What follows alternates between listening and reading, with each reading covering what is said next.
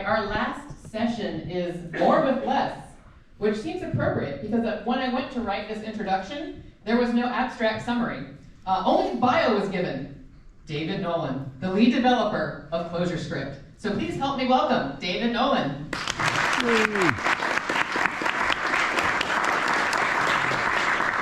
Hi. Yeah, so also my first time in Amsterdam. So far it's been really fun. Yeah, I released ClojureScript from Amsterdam. That was pretty cool. That was a new version, thanks to Mikhail. So this talk, more with less. Sounds a lot like less is more, which some of you might be familiar with. I believe it's wrongly attributed to the architect Mies van der Rohe, who sort of became famous for his sort of minimalist architecture. His idea was to remove ornaments, so just the essence of the building is left. I think most people, understand the term to mean sort of like, you know, the virtue of brevity. Like it's something that we understand. It's like that brevity itself is virtuous. More with less isn't exactly less with more. They do share some common ground. The thing that I would like to communicate is that, you know, more with less is more like an active framing versus a passive framing. Very much like, can we do more with less? And what are the benefits? And one of my theses about software, I know some things about software, but there's lots of things that I don't know, I don't understand. But I definitely see a trend of like a sort of industry-wide belief that more somehow will get you to more. And I'm not sure that that's true, and we've tried that for quite some time, and I don't think it's heading in the right direction. There are benefits besides aesthetics, right? Less is more sort of like almost like an aesthetic judgment. We prefer brevity because it's nicer. You're accomplishing the same thing, but you're saying less. But more with less is a bit distinct. Although we do love the minimalism and zen of Clojure. Like I definitely think brevity is one of those aspects of Clojure that we love. Clojure is without ceremony in many instances. More with less, this idea of more with less, it's not quite the same as frugalism. Like, there's a movement, I think, in some people in this sort of development community where like, we don't know how to do things anymore. We don't know how to use all, we don't know low-level things anymore. Like, I'm not going to suggest that we all become assembly programmers or that, everybody should be writing in C, right? That's not what I'm arguing here. We might need some of this in the future. RAM is getting exorbitantly expensive, so maybe being a bit more cognizant of resources is going to be important for our jobs. But come on, Clojure's on the Java virtual machine. This is not exactly the poster child for like resource frugalism, right? So this is not the point of what I'm really trying to say. For me, like the sort of epitome of like the idea of like being able to do more with less is definitely this book. I read this book long before I was a professional software engineer. I knew BASIC, I knew Pascal, I knew C and a little bit of C++. And this book, you don't have to read it, but what I loved about this book is it talks about Scheme, and Scheme is a very small language. I mean, that's what's so cool about it, especially when this book came out, I believe it was like, the 4 or version 5. It's a tiny language. And coming from things like C++, which is really complicated, it was just a shock. It was like, okay, they showed me how to do a whole like object-oriented drawing program in like 200 lines of code. By chapter 4, you're building an entire interpreter for Scheme, and that interpreter is like 200 lines of code. And then you're going to add lazy evaluation. That's 50 lines of code. And of course, my mind is exploding because it's like when I opened the book, at first I was like, this is a book of like esoteric typewritten poetry, right? It looked like abstract poetry. It doesn't look like a programming language. And this to me definitely got me excited about sort of the magic of programming. It's like a way to like have these beautiful expressions and to do it concisely. And I really accomplished a lot. Like until I read this book, I thought, to do these things, you have to write 10,000 lines of code, right? And this book shows you that you don't need that much, if the language is well designed that you're using. But MIT actually switched away from Scheme. They did this in the mid-2000s, or maybe 2008. Somebody cornered Sussman at the European Lisp Symposium in 2009 and said, what happened at MIT? This was like, you were doing this really cool thing with Scheme. And Sussman says, in 1980, good programmers spent a lot of time thinking, then produced spare code that they thought should work. Code ran close to the metal, even Scheme. It was understandable all the way down. The class had been conceived to teach engineers how to take small parts that they understood entirely and use simple techniques to compose them into larger things that do what you want. And I think almost everything about this quote resonates with like a Clojure programmer. I mean, this is like the essence of why we like Clojure is captured here. He goes on to say that like programming today is not so much like that. Nowadays you muck around with incomprehensible or non-existent man pages for software. You don't know who wrote. You have to do basic science in your libraries to see how they work, trying out different inputs, seeing how the code reacts. This is a fundamentally different job, and you need a different course. I think Sussman is being sort of like, he's not being too critical about what happened in MIT, right? But the truth was, around that time in the industry, we're definitely moving towards a model as software engineers where it became really important to know like libraries, and your job is often finding the right libraries for the job and putting them together. It's true that it was becoming more rare that as a software developer, you're going to sit down and write something that was obviously available as a library. I think what happened though is that this trend started happening in the 2000s and most certainly accelerated. And I think it's interesting because I remember that time being like, maybe you would learn how something worked for fun, right? You would actually try to do these libraries. Maybe you wouldn't use it. But I thought back then there was probably a little bit more interest in how does it actually work, even if I'm going to use something quote unquote off the shelf. And then so we end up in a situation, like 2026. If you look at just like a sort of superficial level, we have incredible amounts of compute. Like I was like looking the other day, like an EEPC. I was like looking at these, like some people are like installing NetBSD on EEPCs, and EEPC was like a really cheap computer. And I was comparing an EEPC to like a Sun workstation from 1994. That cost like $25,000 to $40,000, right? And the EEPC is faster, right? And even now today on Clojure, like when I used Clojure back in 2008, it took about 4 or 5 seconds for the REPL to start, and on an M4 it takes like 200 milliseconds. Like Babashka is great. I'm saying like hardware's just come such a long way in the past 16, 17 years. So we have more compute, we have more bandwidth, we have more libraries, more tools. The tools are amazing, the errors are better. We have tons of documentation. And as we said, there's 900 static site generators, right? Big. Which one do you like? Which sort of things are you into? You would imagine in a world where you have so many things that the software, our general experience with software would be improved. It seems like counterintuitive. You have all this great stuff, but you go to a website and there's 50 ads and the thing, there's no static serving of the thing. You have to wait for the page to load. Yeah, it's terrible, right? And this is a very common thing. I think very few people can say they don't experience that now on the web is a fairly common thing. Very easy to pick on JavaScript. JavaScript isn't actually the real problem, but JavaScript is a good place to see what's occurred because so much of what's going on, like the Stack Overflow survey, it's like 66% of 24,000 respondents use JavaScript, right? It's definitely indicative of where the industry has gone and is continuing to go. Back in 2011, I was at the New York Times, and back then it was like just jQuery. Even in 2011, 2010, we were still using jQuery at the Times, and so that meant that your average page size was like 70K, and give it 15 years, it's now 10 times that amount, right? And again, we know, it's like we use NPM or Node, and Clojure programmers do as well. The whole dependency graph is very laissez-faire, right? It's like you can't even really prune that thing, and therefore, of course, yes, we want these conveniences, and maybe we're like de-incentivized to like, maybe I should just write the 5% of the library that I need, right? That's not really a part of the job anymore. And then, of course, we end up in a situation where we have this sort of together experience. And it's not like limited to the web, right? It's like in this year, like the companies that supposedly they invented usability, they created the user interface, and the sort of the general response to the latest releases is not that positive. And we all have personal lists. We can complain all day, right? I'm sure that everybody has their list of things they don't like about being at the end, the sort of receiving end of how software is produced these days. Anyways, this got me thinking. There's this really cool phrase. Some of you might be familiar. There's this man who's passed away, but I think I'm going to say I'm going to butcher his name. Gunpei Yokoi. He was a game designer, leading game designer at Nintendo. And he had this really great phrase, lateral thinking with withered technology. That's one way to interpret it.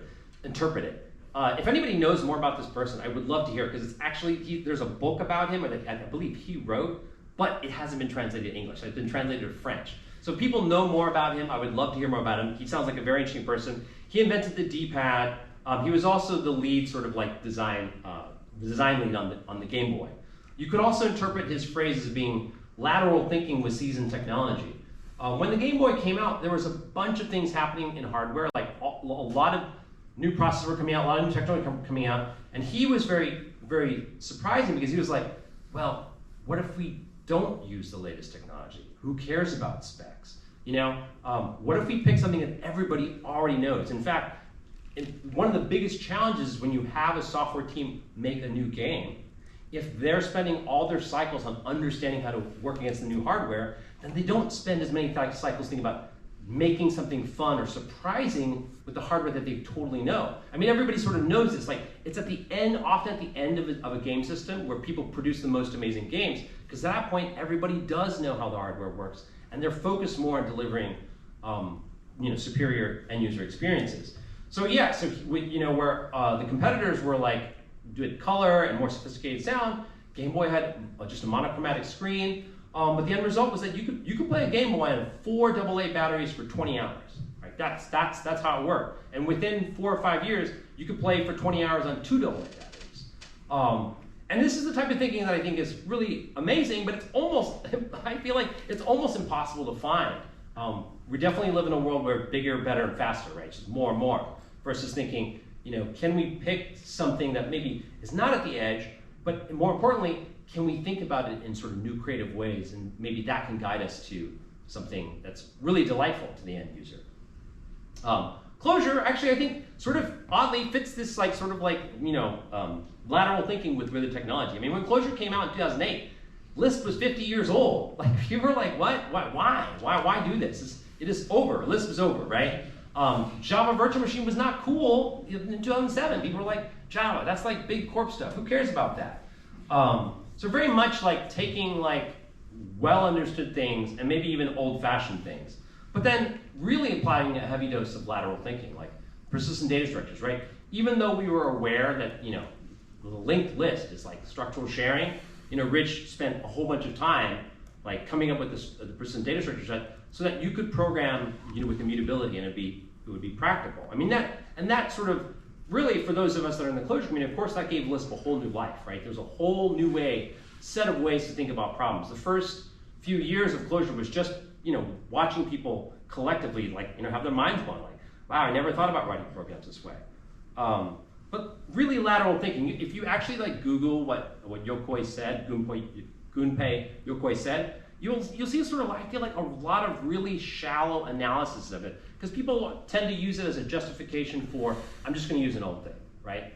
They sort of miss the part that it's not just about using the old thing, but really thinking differently, thinking in an unexpected way about perhaps well understood or very commonplace technology. Thinking. I mean, that to me is one of the biggest things about Clojure. There's Clojure, the programming, the artifact, the thing that you use to do your job. But, Rich's first talk was hammock-driven development. I mean, I don't think there was even a slide with Clojure on it. That was his very first keynote. The talk was only about like, well, really, it's about problem solving. It's about thinking. He was trying to deliver to the community, how did I come up with this idea?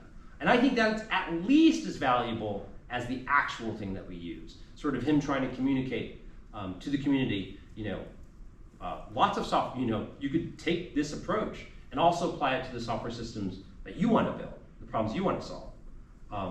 Very much not more code, more thinking. Clojure in 2008, that's when I started using it. At the time, I spent the summer like messing around with Common Lisp. There was, Hacker News had not yet completely blown up. It was still like somewhat interesting technical place to talk about stuff. And there was a tiny community in the Hacker News community that were like into Lisp because Paul Graham had used Common Lisp back in the day. But I found Clojure. I wasn't through that. I was very random. I was like I'd done Common Lisp and that was interesting. It was a bit hard to get things done, but I went to the Clojure site. And I was like, okay, this seems interesting. Oh, it's just a jar. I was like, all right, right click, download the jar. And I was running OS 10, I'm pretty sure, whatever, Tiger or something, on a machine that probably only had 2 gigs of RAM. And I was like, okay, let me just see if things work. I typed jar CP and I did, and boom, I have a Lisp REPL. And then I'm like, okay, let me just find a jar. Let me find some library that I used before, like processing. Let me just drop that into a folder. Let me just alter the class path. Oh wow, I can like open up a processing window and make interactive graphics, and it's all live, right? That was not an experience I ever had using processing via their tooling or even using the API directly from Java. So this was like, wow, this thing that I had done 8 years before, or 7 years before, I looked at SICP, and so I was like, wow, I finally had a thing. It took me 0 steps to like start making interactive applications with, and I was able to live code. That was just so cool. But there is like, you know, tooling is great. Tooling is super important for software engineers. I definitely believe in that. But something to think about here is that when I tried this, I think I was using TextMate, and I didn't, you know, I had a very primitive REPL connection when I was doing these apps. And I think sometimes we forget, like, where do actually great things begin? Generally not with more, right? Not with more stuff. Generally with almost nearly always with less stuff. When I think about like the great, for me personally, everybody has their different lists, but when I think about the great artifacts of the past that humans have produced, it's mostly pen and paper, right? Somebody took a piece of paper, they wrote a piece of music. You know, Gothic cathedrals were all just compass, ruler, pen, you know, straight edge, that's it, right? And then, you know, constructive Euclidean geometry, right? So that's how they did it, and that's all on paper. You know, art, right? I saw this really great thing about Raphael, and like, sure, he did all these paintings and stuff, but you know, so much of his time is just producing drawings, like making plans for the things he's gonna do, and he's not using sophisticated, crazy tools. There's not a bunch of scaffolding around where these ideas are gonna form. You know, and that's just sort of like a counterpoint. We live in the age of software sausage factories. I'm not going to use the word. And I've also used them, and I definitely have to use them on occasion at work. I think being particularly opinionated about it is not so important as I think having a good philosophy about what they're good for and when they're applicable. But there are a lot of dangers, and I think Rich outlines them much better than I can. But in an age when you can produce sausages faster than ever, what's going to happen to this type of sort of lateral thinking or thinking at all? I mean, that definitely when you see what people are doing, you're like, that's far beyond what, there's no thinking involved. It's just accepting the output. And going back to what I said, again, we live in a world where we appear to have so many things. We appear to be living in a time of just, excess, really, excess. And then you add this thing, and that allows you to do that 10 times faster. I don't think that this actually will, equate to, again, the trajectory you're on is not translated into better experiences for anyone. So I'm going to sort of end this talk. Hopefully that gives us something to stew about. This was sort of an experimental, open-ended talk. I was reading about, when people talk about lateral thinking, you often use a provocation to it's like the Zen cone or something, to sort of break some way that you think about something. And I'll end with two, and these are, one of them is relevant to just all of us, and one's relevant to the thing I'm doing at work. Clojure.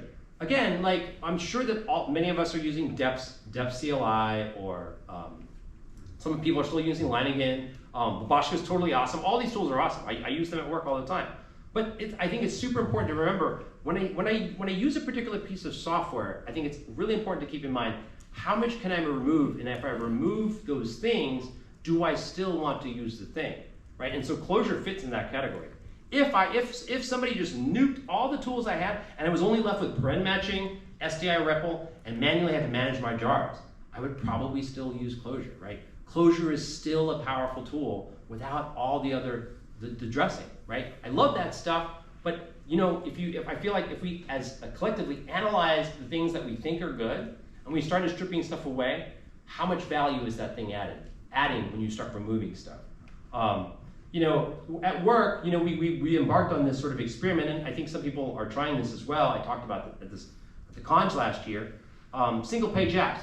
I've been doing single page apps for almost 20 years now, and recently we've been experimenting with a single page app with no dependencies. Right? We just refuse to use anything, any JavaScript dependency at all that we didn't write ourselves in ClojureScript or that's not readily available in Google Clojure.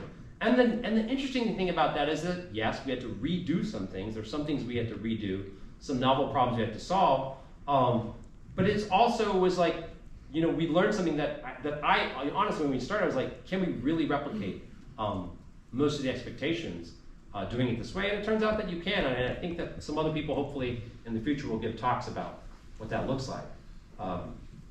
Yeah, that's all I got.